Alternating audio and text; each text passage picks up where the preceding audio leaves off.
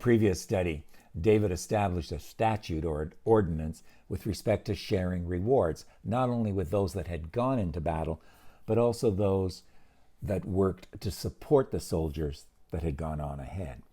And we made reference to what that meant for missions today. That is, the idea that those that go to the field are equally deserving of rewards as those that send them financially and prayerfully. Now David heads back to Ziklag and takes this ruling one step further. Hi, I'm Ken Godevanis, and this is Digging for Scriptural Gems. Thanks for joining us today as we study 1 Samuel chapter 30, verses 26 to 31.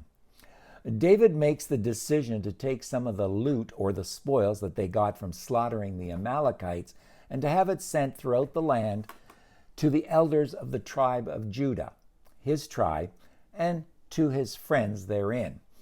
The passage simply lists all the places. I believe there's around 13 of them where David had some spoils sent, and then summarizes the action in verse 31 by saying, quote, to all the places where David himself and his men were accustomed to go. The message that went along with these gifts was simply this: here's a gift or a blessing for you from the looting of the Lord's enemies. Let's examine this passage a little further as we go digging for scriptural gems. Robert Jameson says what David did here was, quote, intended as an acknowledgement to the leading men in those towns and villages of Judah which had ministered to his needs in the course of his various wanderings. It was the dictate of an amiable and grateful heart, and the effect of this well-timed liberality was to bring a large accession of numbers to his camp. We'll see that later on in 1 Chronicles chapter 12, verse 22. The enumeration of these places shows what a numerous and influential party of adherents to his cause he could count on within his own tribe. End of quote. There is no doubt that David was able to assess his situation and knew what he had to do to win the assistance of many and the hearts of more people. And he did just that. David Gusick takes us down a little different course, but essentially confirms Jameson's thinking. He writes, quote, David knew that his time among the Philistines strained his relationships with God's people. Now he knew he must do whatever he could to put things right again, so he sent some of the spoils to the elders of Judah. End of quote. Gusick sees this as the final step in David's getting things right after his time of backsliding among the Philistines. Gusick outlines the steps that David took, and I believe these are steps that we need to take in our lives if we have slid away from God at any point. Here they are. David strengthened himself in the Lord his God. David inquired of the Lord. David believed God's promise. Number 4, David did what God told him to do. Obedience. Number 5, David showed unexpected care and kindness to others. Number 6, David saw the result as the Lord's victory. Number 7, David shared the reward with others. And number 8, David did what he could to mend relationships. However, Gusick goes further and sees David, who gave presents to others from the overabundance of spoils he had taken from the enemies of the Lord. Gusick sees him as a picture of Jesus Christ. When Jesus triumphed on the cross, he won the greatest battle, and he had spoil to share. He shared the spoil with his people, as it says in Ephesians chapter 4, verses 7 to 8, but to each one of us grace was given according to the measure of Christ's gift. Therefore, he says, when he ascended on high, he led captivity captive and gave gifts to men. Jesus has spoil from his victory to give you and me. Have you and I availed ourselves of that? Finally, we want to listen in on what Matthew Henry says about all this. David was generous and kind to all his friends. When he had given everyone his own with interest, there was a considerable overplus, which David, as general, had the disposal of. Probably the spoil of the tents of the Amalekites consisted much in plate and jewels. We can check that out in Judges chapter 8, verse 24 and 26. And these, because he thought they would but make his soldiers proud, and this commentator uses the word and effeminate, he thought fit to make presents of them to his friends, even the elders of Judah. Verse 26.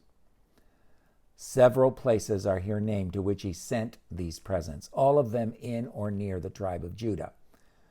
The first place named is Bethel, which signifies the house of God.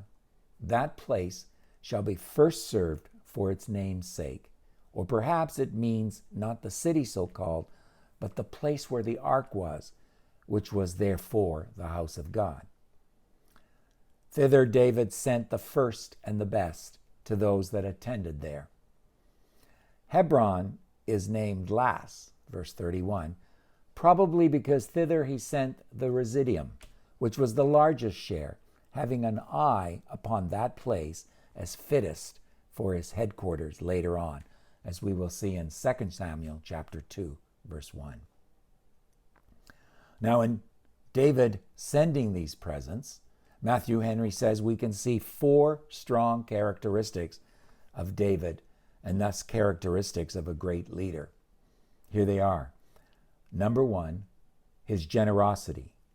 He aimed not to enrich himself, but to serve his country, and therefore God afterwards enriched him and set him to rule the country he had served. David scattered his generosity, and God saw to add to his riches. That's how God works. Give it away so you may have more. Number 2, his gratitude.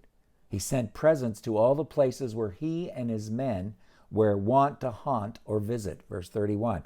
That is, to all that he had received kindness from, that had sheltered him and sent him intelligence or provisions.